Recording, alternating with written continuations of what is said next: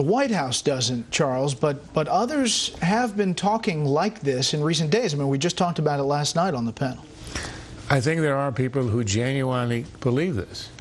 And then I think there are a lot of people who don't, but who want to use it as a way to stifle opposition and debate. Look, in the Bush years, we were told that dissent was the highest form of patriotism. Indeed, Obama himself as a candidate once used a formulation like that in talking about his refusal to wear a flag pin. And now dissent used to be the highest form of patriotism, and now it's the lowest form of racism. In August and over the summer, it was a form of mob rule, a demonstration of anger, unruliness, anarchy, and now it's gotten worse. Look, this charge is so stupid.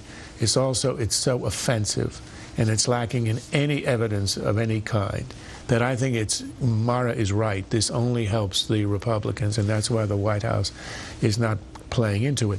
It will increase the intensity of the opponents of Obama, health care, and the policies, because people don't want to be told when they genuinely disagree with a policy that the reason is the lowest of all reasons, namely racism. About rebuking Congressman Wilson, today the Republican National Committee Chairman Michael Steele responded to one of the most extreme statements about the rebuke, if it didn't happen, from a Democratic lawmaker. Take a listen. I guess we'll probably have folks putting on white hoods and white uniforms again and riding through the countryside intimidating people.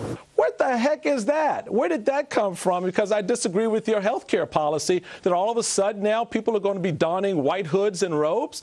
That's the level of stupidity in this argument that I think confuses people, distracts us from the real discussion on health care, and it needs to stop. Steve, your thoughts about this issue as it develops over the past couple of days? Well, it's interesting to sort of point out the obvious. I mean, the charge is being made about a party, the opposition mostly being Republican parties, that's headed by Michael Steele, a black man. And people don't want to make that point. They don't want to say the obvious, but it's worth at least noting.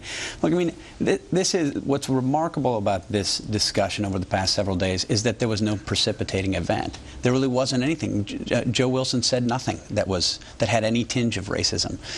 He said, "You lie." I think the panel agrees, we've talked about this before, that it was inappropriate. He apologized once. I don't think he needs to apologize for the rest of his life. But other than that, there is no evidence. Nobody can point to anything and say, well, here's where this is all coming from.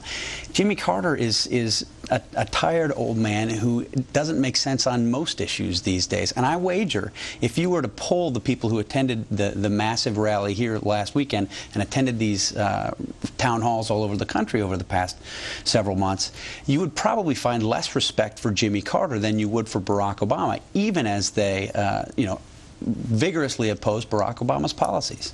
Mara, this is something the White House would rather have go away?